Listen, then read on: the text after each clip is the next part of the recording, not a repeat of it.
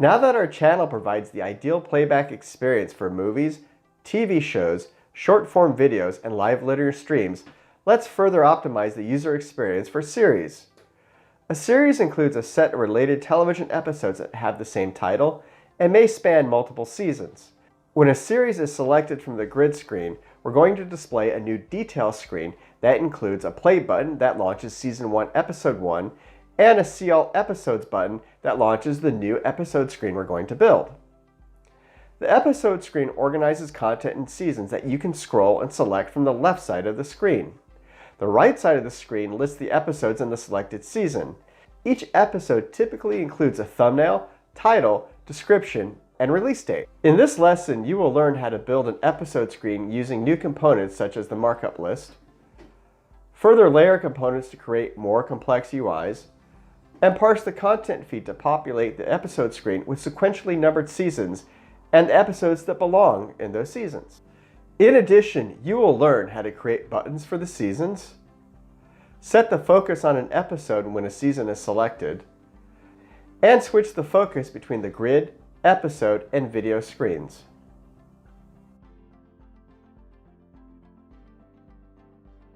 Once again, the first thing we're going to do is clone the previous example. So let's copy the detail screen example, paste it, and rename it Episode Screen. Now let's expand the Episode Screen folder, expand the Components folder, and then create a new folder and name it Episode Screen. This is where we're going to create our new Episode Screen component. The Episode Screen contains a layout group that includes a label list for the season selection buttons, and a markup list that displays the episodes in the selected season. Each episode is represented by an item component name, which includes a rectangle for a border, and a layout group that contains a poster for the episode's thumbnail image, and a nested layout group with labels for the episode's title, information, and description. To create the episode screen, open a new file in your text editor or IDE and create a component named Episode Screen that extends the group component. This component's initial focus will be set to the items list, which represents the markup list component that we'll create in a moment, and we'll include a reference to the SceneGraph XML schema. Let's add script elements that point to the corresponding episode screen BrightScript file that we'll create in the next step, and the utils file in the source folder. Now we need to create the interface for the episode screen component, so let's expose the episode screen's content field, which is a node type, and enable the always notify attribute so that the onContentChange event handler is called when the content field gets updated. And then expose the selected item field, which is a vector 2D, and enable the always notify attribute. This is an array with two integers, one for a section and the other for the selected item in the current section. Finally, expose the jump to item field, which is an integer. Enable the always notify attribute and call the onJumpToItem handler when the jump to item field gets updated. This switches the focus in the episode detail screen to the item that was selected in the episode screen. Now let's add a set of child components to create the episode screen UI. First, add a layout group node to contain the list of seasons and episodes. For this node, we're going to set the layout direction to horizontal to position the season and episode rows from left to right. Set the coordinates in the translation field, and set the item spacing field to put 20 pixels of space between its child elements. Now we're going to add two child elements to the layout group. The first is a label list that will contain a list of sequentially numbered buttons for our seasons.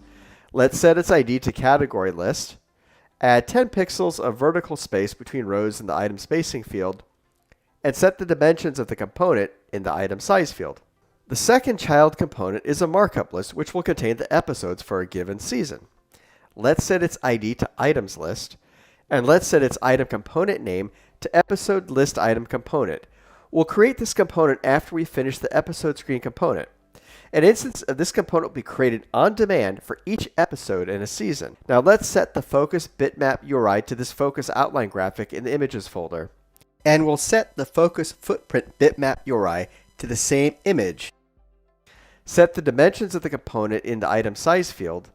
Set the item spacings field to put 20 pixels of space between its child elements, and set the number of rows to 3. This is the number of episodes that will be displayed on the screen. And that's it. The structure of our episode screen UI is complete. We still need to design the UI for displaying the individual episodes in the seasons, but we'll get to that in a bit. Let's save this file and name it episodescreen.xml and save it in the episode screen directory.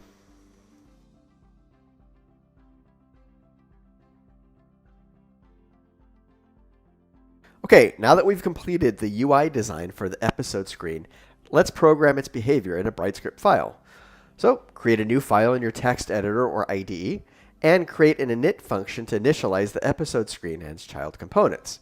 In the init function, we'll first create one observer to monitor the visible field of the component at the top of the scene. When the episode screen becomes visible, the onVisibleChange handler is called to set the focus on the Season 1 button when the episode screen is opened. Next, we'll find the label list node by its category list ID and store it in an m.categoryList variable. And then create an observer to monitor the item focused field. When a season in the episode screen is selected, the onCategory item focused handler is called to save the position of the selected episode.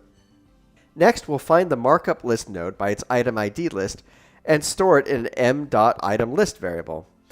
And then create an observer to monitor its item focus field. When an episode has focus, the onListItemFocused handler is called to populate the episode's metadata. And we'll create one more observer for the markup list that monitors its item selected field. When an episode is selected, the onListItemSelected handler is called to store the selected item in a variable. Finally, we'll create an observer for the episode screen's content node and call the onContentChange handler when a different episode is selected to populate the seasons and episodes. And we're done creating the init function. Now let's create the onListItemFocused event handler. We'll use this handler to save the position of the selected episode when it gains focus. This method takes an event, and then we use the event's getData method to get the index of the currently focused episode and store it in a variable named focused_item. We then get the index of the season that contains the focused episode from the item2section array that we'll create in a bit, and we'll store that in a variable named categoryIndex. And then update the focus season. To do this, we'll check if the jump to item field of the label list via its category list ID equals the category index -1. If so, we'll set the category list animate to item field to the category index. This causes the category list to quickly scroll so that the specified index moves into the focus position. If the jump to item field is not the same as the category index -1 and the isInFocusChain method of the label list returns false, we'll set the jump to item field to the category index. The next method we're going to create is the initSection method. This method populates the seasons list. First, we'll save the position of the first episode for each season in an array. To do this, we'll set a firstItemInSection variable with component access to the 0 index of an anonymous array. Then we'll save the season index of the first episode. To do this, we'll create an empty array and store it in an item2section variable with component access. And then save the title of each season. To do this, we'll create an empty array and store it in a sections variable. We'll then initialize a section count variable to 0. And then we'll iterate through the seasons and populate the firstItemInSection and item2section arrays. So we'll use the section variable to store the nodes for the different seasons. We'll use the getChildren method of the episode screen's content node to do this.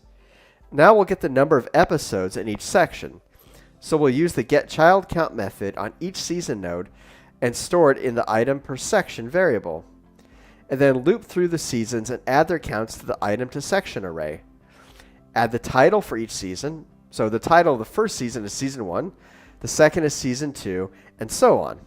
And then add the first episode of each season to the firstItemInSection array. And then increment the section count. Now we've finished iterating through the seasons. We'll remove the last item for the firstItemInSection array. And then finally, we'll use the content list to simple node method to populate the category list label list with a list of seasons. Now we'll create the onCategoryItemFocus method that is called when the season list gains focus. We'll use this method to navigate to the first episode of the current season.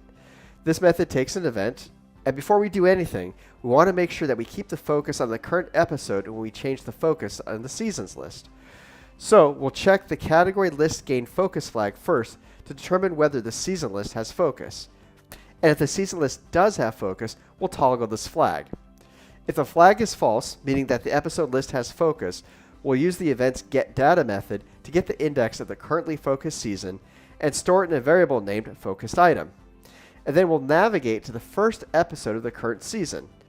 We'll do this by setting the jump to item field of the episode item list to the object stored in the first item in section array at the index specified by the focused item variable. Next is the onJumpToItem event handler. We'll use this handler to switch the focus to the same item in the episode detail screen that was selected in the episode screen. This is needed to handle cases where the user selects an episode and opens the episode detail screen, returns to the episode screen after watching the video or pressing the back button on the Roku remote control, and then selects a different video. Let's use the event's getData method to get the index of the currently focused episode and store it in a variable named itemIndex.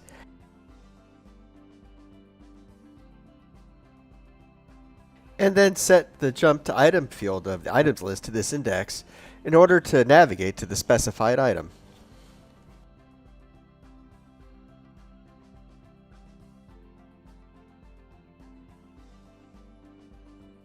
Next up is the onContentChange event handler, which is called when the episode screen's content node gets updated.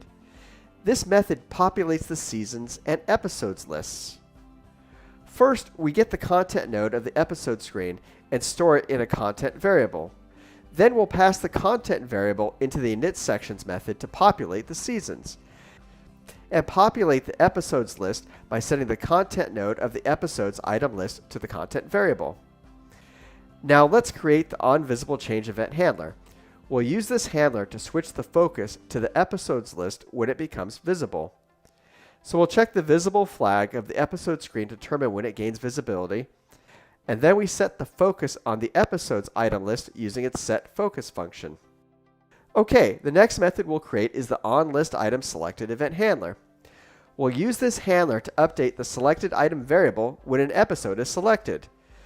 This method takes an event, and then we'll use the event's getData method to get the index of the currently focused episode and store it in a variable named itemSelected. We'll put this index in the item to section array to get the season containing the selected episode and store it in a variable named sectionIndex. Finally, we'll set the episode screen's selected item variable to the episode at the specified season and episode indexes. The season index is straightforward. To get the episode index, we subtract the first item in section index from the item selected index. And that's done. Great, so the last thing we need to do is create the onKeyEvent method. We need this method to update the content in the episode screen when the left and right buttons on the Roku remote control are pressed. So this method takes two parameters, the key that received input and a flag indicating whether it was pressed. Let's set a flag name result to false. We'll use this to track whether the episode screen handled the key press. And then let's add logic for when there's a left or right key press to switch the focus between the seasons and episodes lists. If the left button was pressed and the episodes list has focus, we'll set the category list gain focus flag to true, navigate to the seasons list by calling its setFocus method, and set the draw focus feedback attribute of the episodes list to false. This prevents the focus indicator from being displayed on the episodes list. Finally, let's set the result flag to true and return it to let the Roku OS know that our component handled this remote control key event. Now, if the right button was pressed and the season list has focus, we'll set the draw focus feedback attribute of the episodes list to true. This displays the focus indicator in the episodes list. And then we'll navigate to the episodes list by calling its setFocus method, and of course set the result flag to true and return it. And we're done with this method, and we're done with the file. Let's save it in the episode screen directory and name it episodescreen.brs.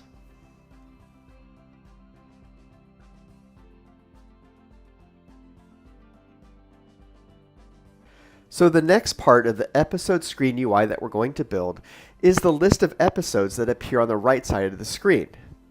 To do this, we're going to create the aforementioned episodes list item component. Each instance of this component represents an individual episode. First, let's create a new folder for this component in the Components directory and name it Episodes List Item Component. And then to get started, let's open a new file in your text editor or IDE and create a component named Episodes List Item Component that extends the group component. And we'll include a reference to the SceneGraph XML schema. Now we need to create the interface for the Episodes List Item Component. So let's expose the Episode List Item Component's item content field, which is a node type, and call the item content changed event handler, which is called when the content field gets updated. Now let's add script elements that point to the corresponding Episodes List Item Component BrightScript file that we'll create in the next step, and the utils file in the source folder. Now let's add a set of child components to create the Episode List Item UI. For each episode displayed in the items list markup list, we need to display a poster with the episode's thumbnail and labels for the episode's title, information, for example, Season 1, Episode 2, and description. First, add the rectangle. Let's set its width and height fields and set its color to opaque black. Now, we'll add a layout group on top of the rectangle for displaying the poster and labels. Let's set the layout direction to horizontal, use 10 pixels of space between elements, and use a custom vertical alignment.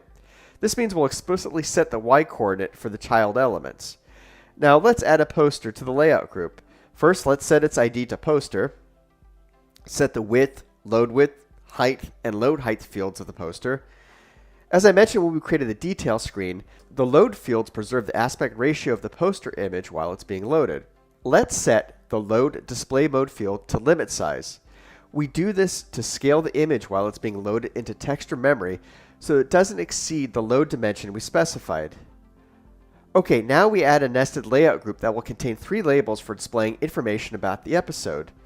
Let's position it with a transition field and use 16 pixels of space between the labels. Now let's add the first label for displaying the episode's title. Let's set its ID to title, make its color opaque gray, set the max lines to 2, and let it set its width, and enable wrap so the name of the episode can cover up to the maximum 2 lines. And now let's add the second label for displaying the item's season episode information. For example, like I said, Season 1, Episode 1, Season 2, Episode 2, and so on. And we'll set the same attributes. Set the ID to info, make its color a white gradient, set the max lines to 2 also, use the same width, and enable wrap. And finally, let's make the last label for displaying the episode's description. Set the ID to description, make its color again a white gradient, set the max lines to 4 this time as there's more text to display, use the same width, and enable wrap.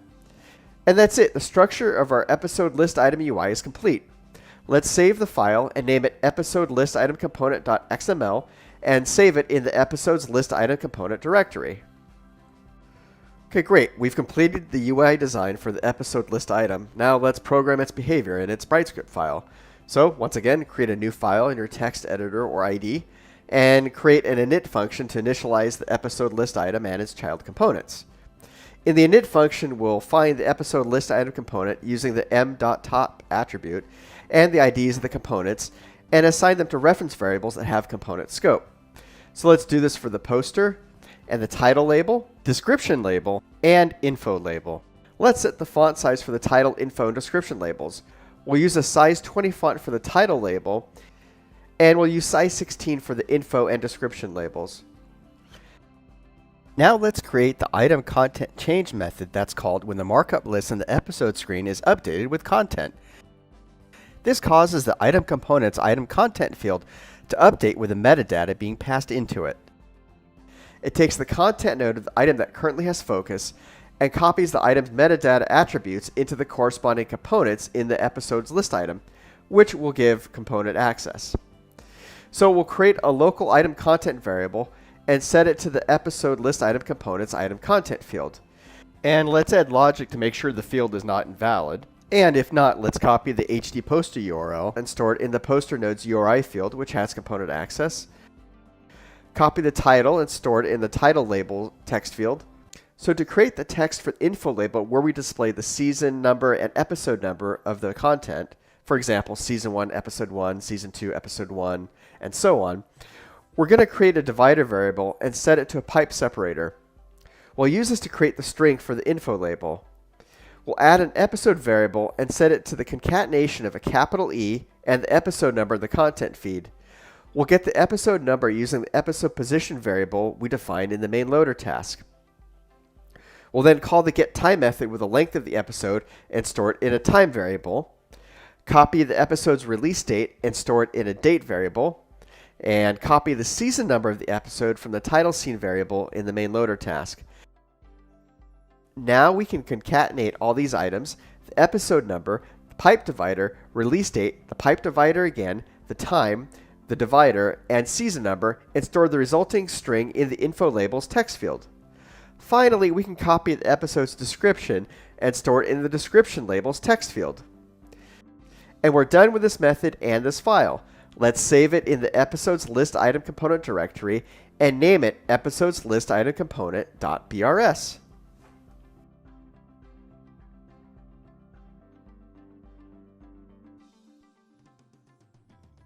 So now that our episode screen UI is complete, let's incorporate it in our main scene component. So in the components folder, open the main scene.xml file. We just need to update the interface of the main scene component by adding the episode screen logic UI script in the UI folder that we'll create in the next step. And then let's save this file. So now let's create the episode screen UI script. So create a new file in your text editor or IDE, and we're going to create two functions. The first function is show episode screen, which finds the episode screen node and sets its observers. It takes a content node and the episode screen selected item variable, which contains the episode at the specified season and episode indexes. This event is called when the See All Episodes button in the detail screen is selected. When this happens, we want to create an instance of the episode screen and store it in the episode screen reference variable. Now we'll create one observer that monitors the selected item field and calls the on-episode screen item selected event handler when it gets updated. This handler passes the list of episodes back to the detail screen. And then populate the episode screen with the content. To do this, we get the currently selected episode by passing the selected item variable into the getChild method of the episode screen's content node. We then set the episode screen's content node to the content node returned by the getChild method. And finally, let's show the episode screen by calling our showScreen method. This takes our episode screen node, adds it to the screen stack, and then displays it. So next, we need to create the on-episode screen item selected method. It passes the list of episodes back to the detail screen. When this happens, we want to use the observer event in our application to get the component that generated the event. So we'll use the getROSG node method of the event, which will return the episode screen component. We'll store this in a variable named episode screen. Let's use the observer event again. This time we want the attribute that generated the event. So we'll use the getData method of the event, which will return the row and column indexes of the episodes list. We'll store this in the selected index variable. And then we get the list of episodes by passing the selected index variable into the getChild method of the episode screen's content node.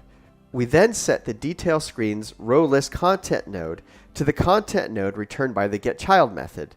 Finally, we call the show detail screen method with a row content node and the position of the selected series. Okay, let's save this file in the UI logic folder and name it episode screen logic.brs.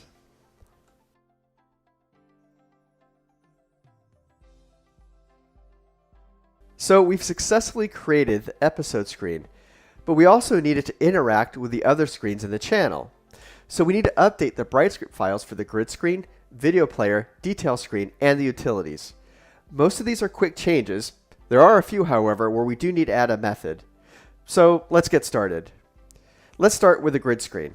Open the grid screen BrightScript file, and then scroll to line 32. Let's extend the logic to make sure the duration of the video is not invalid and it's not 0. Alright, save that file. Next up is the grid screen logic file. Open it. Scroll to the end of line 16 and enter the following code that gets the row of content containing the selected video from the first element of the selected index variable and stores it in the selected row variable, and save this file. Let's move on to the video player. Open the video player logic BrightScript file, and we have a few changes to this file. Let's first scroll to the show video screen method on line 5. We're going to add the isSeries flag to the parameters and set its default value to false. And then we'll store the value of the isSeries flag passed into the method into the component's isSeries variable. So let's scroll to line 12 and then cut lines 12 through 20. We're going to move all this code to the utils BrightScript file. So open the utils file and paste this code at the end of the file. We're going to transform this logic into a new cloneChildren method as soon as we finish updating the video player logic. So let's go back to the video player logic BrightScript file, and after the line of code that checks whether selected item is not 0, pass the row content and selected item variables into the cloneChildren method. If you recall, these variables represent the row containing the selected video and the current video with focus, respectively. And store the content returned by this method in a children clone method.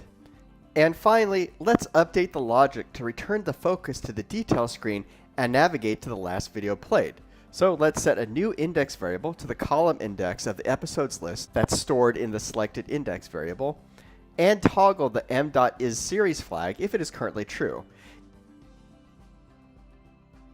If the flag is false, we'll add the value of the current video index to the value of the new index. Finally, we'll set the jump to item attribute to the new index value to navigate to the last video played. Okay, great. We can save this file. Now let's go back to the code that we copied into the utils file. First, let's create the cloneChildren function, which takes a node and a start time index, which is set to the 0 index by default and is an integer, and move all the copied code into this function. And go to this line of code where children equals row content and change row content to node, and change both instances of selected item on this line of code to start item. The row content and selected item variables were passed into the method and are represented by the node and start item attributes. And finally, return children clone, end this function, and save the utils file. So now that the grid screen is updated, let's update the detail screen. So open the detail screen BrightScript file, scroll to line 18 and cut lines 18 through 23. This should be all the code before the end function statement. Let's paste it after the onVisibleChange method. We're going to use this code to create a new setButtons method. This method doesn't return anything, so let's make it a subprocedure that takes the buttons label list component. Go to the for loop and change the array with placeString in it to the buttons label list component. This makes the logic more scalable for screens with more than a single play button. Now scroll to the onVisibleChange method and delete the m.topItemFocused equals m.topJumpItem line of code. Finally, let's update the setDetailsContent method. Before setting the time label, let's make sure the length of the selected item is not invalid and is not 0. To get the release label, let's pass the release date stored in the content node into a call to the left method with a maximum character set to 10. Now let's get the buttons for the seasons. Let's first verify that the seasons list is not invalid, and then call the setButtons method with an array of names for the buttons on the series detail screen. We'll include a play button and a see all episodes button. For the content detail screen, we'll just include a single play button in the array.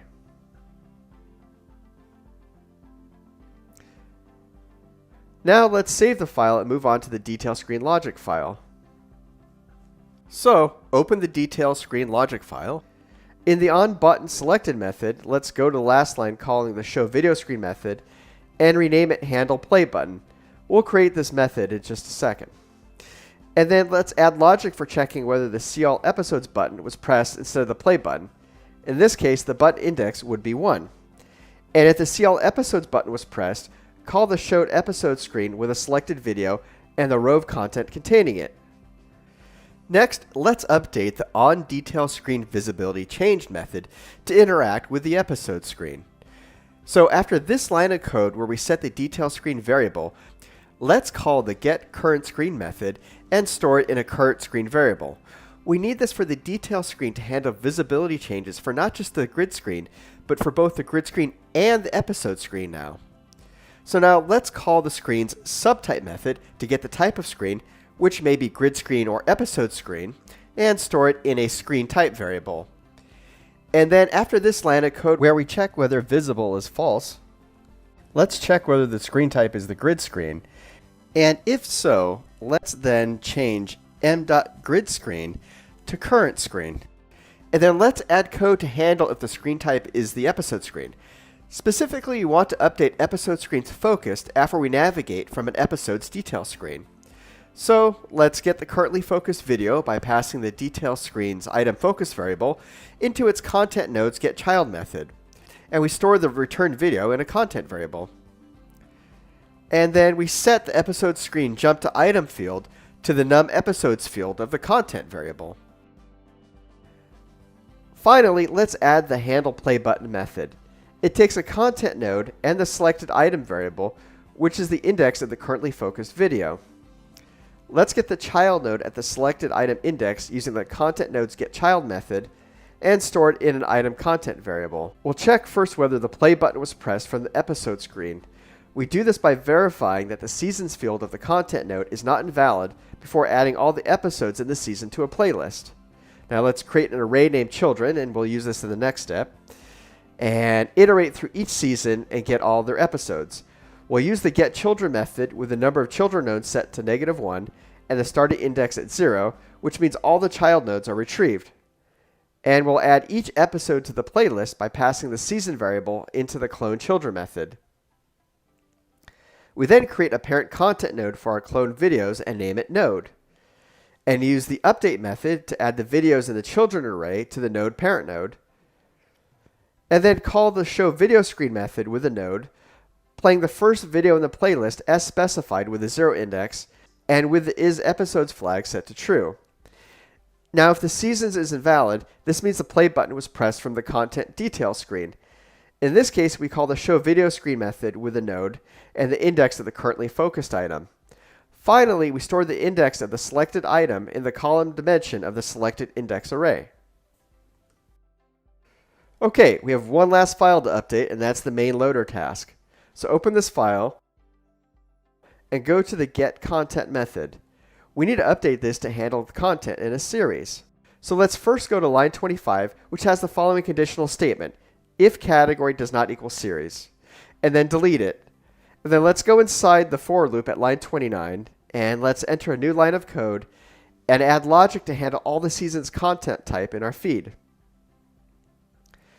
The first thing we'll do is call the getSeasonData method, which takes all the seasons and episodes in the feed and returns them in a content node. We'll store this content node in a seasons variable. Then set the item data.mediaType field to the category variable, and then check whether the seasons are not invalid and have one or more entries using the count method. And if so, set the seasons node to the item data.children field. And we're done updating the getContent field. In the getItemData method, let's scroll to this line of code where we set a content node's ID to the video ID in the content feed. And let's add the following code to first check whether a video's episode number is not invalid before setting the content node's episode position field to the episode number. The last task we have to do before we're done is create a getSeasonData method. This method takes a seasons object, which is an associative array that contains the seasons and episodes in the feed, and returns them in a content node. First, let's create an empty array named seasonsArray, and then make sure the seasons object has data. If so, we'll create an episode counter, and then loop through the seasons associative array, verify whether each season is not invalid, and if so, create an empty episodes array. And then we iterate through each episode content node in a season. So we pass the episode into a call to the getItemData method and store the returned content node in a variable named episodeData and save in which season the episode is in. We do this by getting the title of the season, which is season 1 or season 2 and so on, and storing it in the title season field of each episode content node. And save the number of episodes in the season by setting the num episodes field of the content node to the episode counter. and set the media type of the node to episode, and then push the episode to the episodes array and iterate the episode counter. Now we populate each season's children field with its episodes array. As a result, the season's content node will contain nodes with the episodes. And now let's set the content type for the season so that it's displayed as a section with the episodes, and push the season onto the seasons array. Now let's set the children field of the item node to the seasons array, and then finally we'll push the series onto the seasons array so the series can be displayed on the grid screen, and return the seasons array. Okay, we're all done with the episode screen. Great work!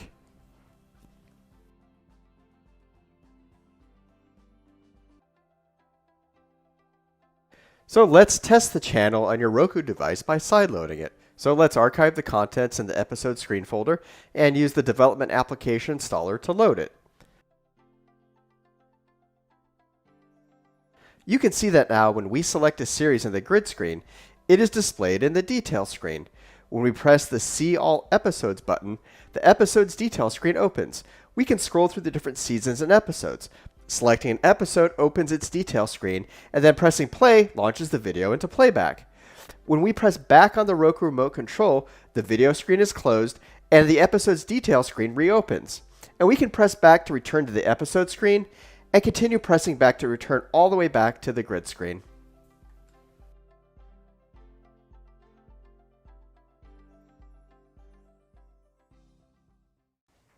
Thank you so much for watching this video. For more Roku developer videos, subscribe to our channel. And for the rest of the videos in this course, as well as additional demos and tutorials showing you how to develop on one of the world's leading streaming platforms, check out the link to the Roku Developers video site in the description below.